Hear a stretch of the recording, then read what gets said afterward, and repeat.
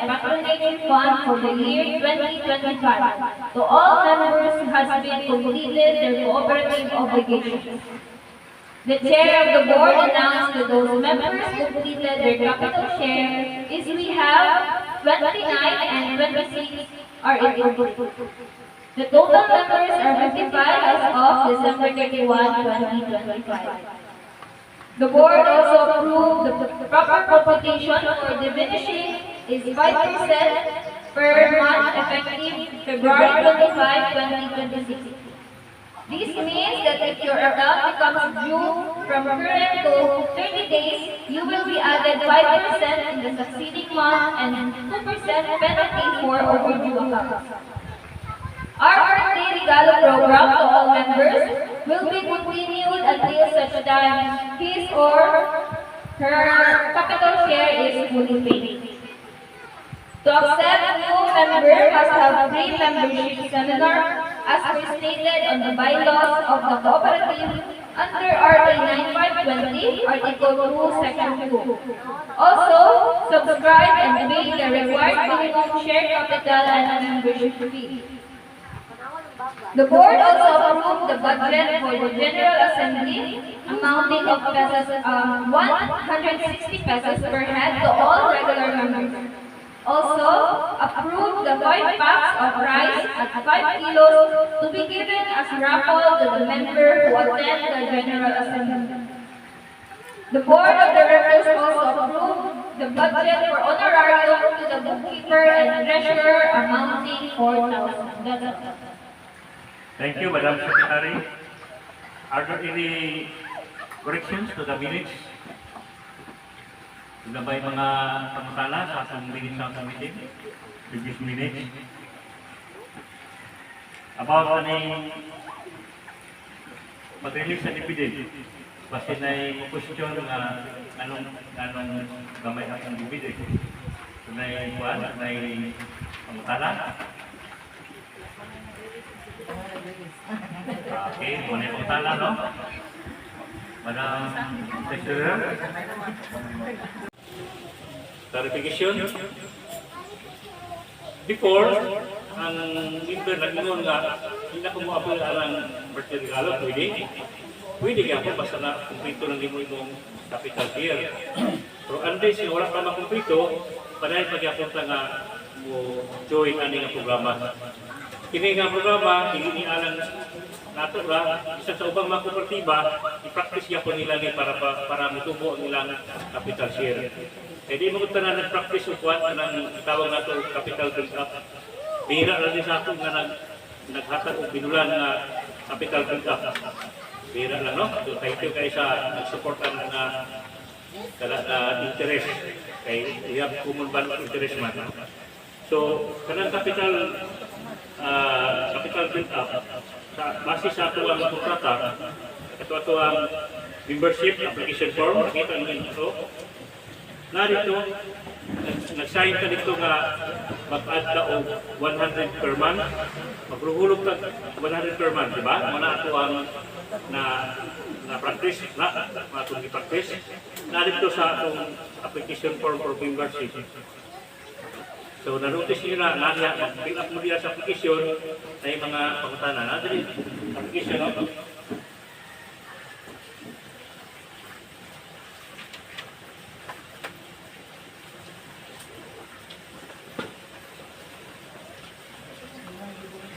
Kajutan.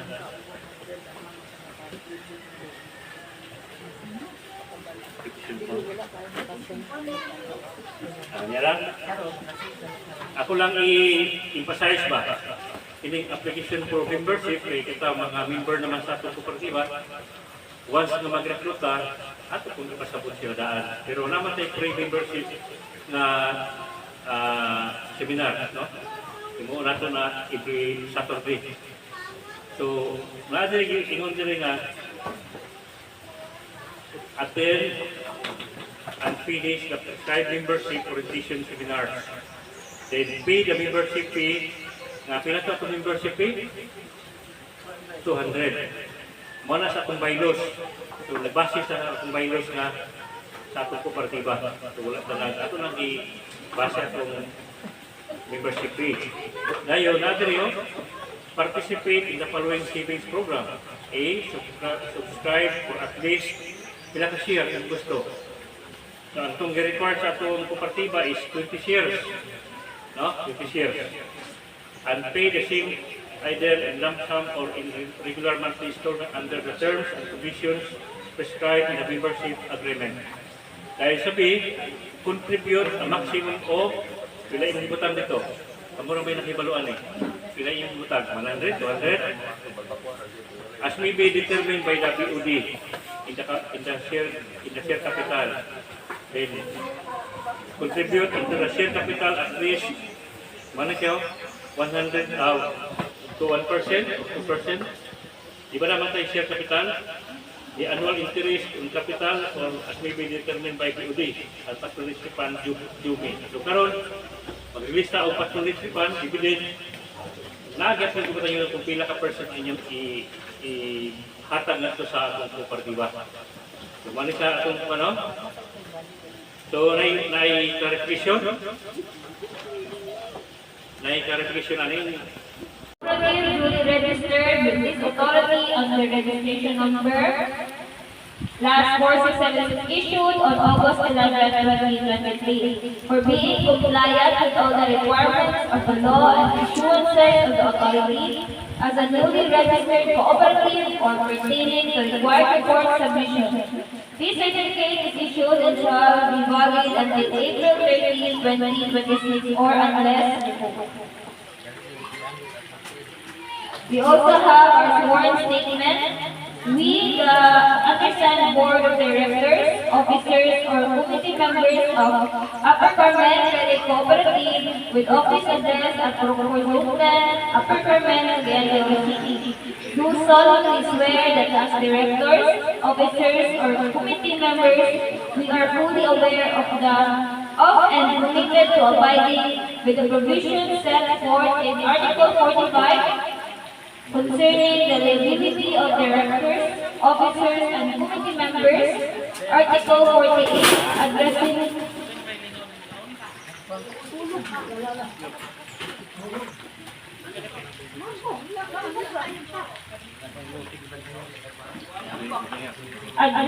the disloyalty of a director, and Article 49 pertaining to the illegal use of confidential information under Republic Act Number 95/20 or the Philippine Cooperative Code of 2008. We understand that any violation of the aforementioned articles may lead to administrative, civil, and criminal liabilities. With full awareness of the legal consequences, we pledge to uphold the principles of integrity, loyalty, and confidentiality in the performance of our duties, recognizing the gravity of the penalties stipulated in the law and issuance of the Cooperative Development Authority for any breach of these responsibilities.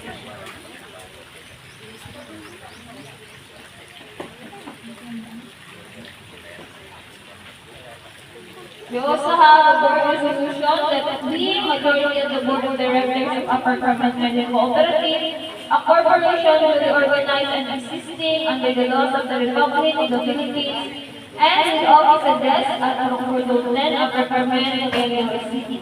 At a special meeting of the board of directors of the corporation held at our office address on November 27, 2024, wherein the quorum was present and acting throughout the following resolutions were unanimously passed and approved.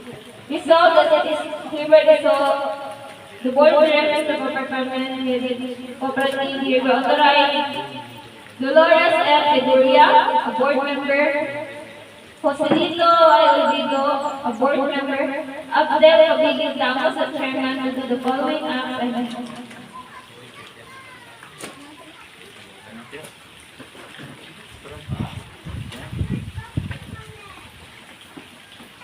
Thank you.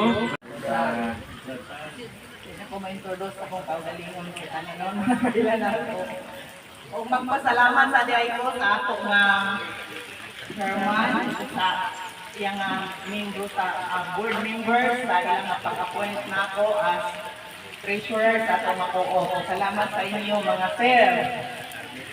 O Gidawat lang ko na ko nga kasundanan kay kanan. Gusto sad ko nga makatabang ba sa atong kooperatiba nga mo-grow yun ang atong kooperatiba o nga inyong mga kwarta maprotektahan sad ba nga dili maadto sa ako baka rumulsa. So, ang inyong kwarta dili mo malaka kay naana sa nagtuyok-tuyok ra na sa atong membro sa kooperatiba ug naasad sa ato ang bangko. Naara yun. So, dili mo mabalaka na ang inyong kwarta nga mosulod sa co-op, mawala kay naara yun na.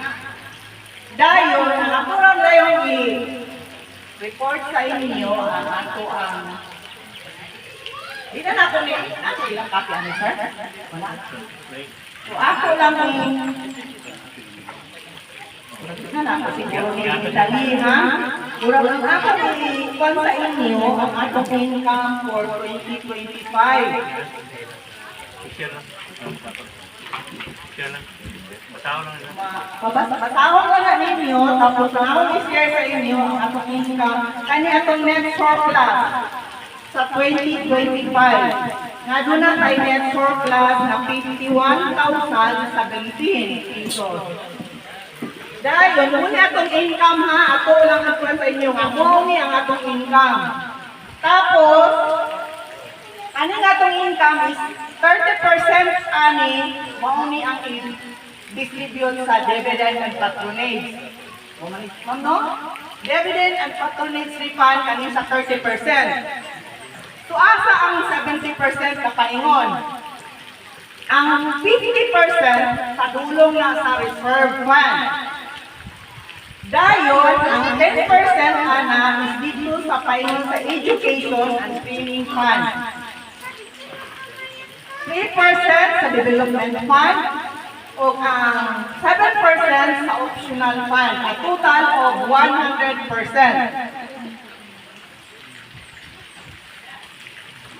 Ang ako lang dahil naminaw ba mo? Kasi kung niya pagkauman ba, wala mo nagkasabot. Ang ako lang dahil hangyo sa inyo, natulad yun ang importante man na naatay income. Ang ako lang din hangyo sa inyo, dili lang bitaw kay kung ang officers o ang mga board ra maningkamot, walay pagtabang sa members, wala biya po may mahimo. So, gikinahanglan sad namo ang inyong kooperasyon. Pinaagi sad sa regular na pag-loan, regular po na pagbayad. Ako ayaw lang mo kalain, i-explain lang po na ako nga kung unsa bitaw ang inyong gipirmahan sa inyong loan application, dili man ta akong sinimana, inaglaw, or ininsinabinulan, ato yun na siyang ipalo. Kung unsa inyong napirmahan nga, for example, karon nga bulan, nag-loan mo, 3 months to pay. Tapos, pagka the following month, due naman na ninyo, first due, bayaran din na ninyo. Ayaw lang maka, ako lang i-explain. Kaya ako, pag pinabanga man nga mo, bro, ang tinigok. Kay, kung dili sad na ninyo mabayaran, di ba sa ipasa ka ganina nga approve na sa atong board na, mag-additional sa inyong the following month, kung dili mo kabayad, another 5%. Kay kung dili man gusto, kung dili na ninyo mabayaran, mubayad yun mo 5%. Kay kung inyo man ang gibayaran, kulang mo na sa lain na member. So ang lain na member mo ay magkakata ng interest na 5%. Wala man mo nagbayad, ako ang mabayad, anak. Katong nag-start sa, nag-loan sa January, kinahanglan yun nga, pagkasunod bulan, makabayad yun mo sa inyong due. Ayaw sa nagsalig na, gabayad yun ako interest. So, okay na nadili ko makakuan, gabayad mo interest. Ayaw sad ka, ang inyong credibility, madaot man po. So, kung i-classify mo sa sunod ninyo nga loan, na imbis ka nag-apply mo, times 2 ba karon? Times 3, o kung sabay na approve sa board, times 3, times 2, times 3. dili mo ma-approve. Kay tungod sa inyo ang pan sa pagbayad na, uy, dili man, i-classify mo, Class A, Class B, Class C, Class D, asa man mo nabilongan ng classification. Tunaan na ba tayo curriculum nga ron? Ang treasurer, nakaana man doon kung maabi ko ang trabaho sa treasurer. Pagpagawa sa pasunod lang sa kwarta. Kung nga mura mo, daghan man kayo diya nga kung trabaho mo, entertain pa ko sa nag-loan, mo entertain pa ko sa kwan. Nanatay curriculum karon. Ang inyong loan application mo, diretso na sa curriculum. So ang ako is ang pag-release na lang kung unsay ilang na-aprobahan, ha? Unsay ilang na-aprobahan sa board of sa curriculum, ang ako ang pag-release na lang yun. Ay amon pa mo tinabanga man nato. Dili man ta mo lang mo kita magtinabangahanin. Kung magikab yan nato, ato yan kana income is nagtubo. So salamat sa inyo mga members. Sa inyo ang regular na pagpanutang o regular po na pagbayad. Sa po ba akong kirikot? Salamat kayo sa inyo. Ang yang dividend, automatic ibutang na mo dito. Butang na mo sa iyang capital share. Tapos, kato na yung nag-loan, nga wala pa na delinquent gani, automatic sa niya, ang yang dividend, i-minus na mo dito sa iyang utang. Ay naaman siya i-pass due. Katong na i-pass due lang. Pero katong maayo magbayad, ihatag na mo ang ilang dividend nila. Thank you again, ma'am. Madam Chancellor.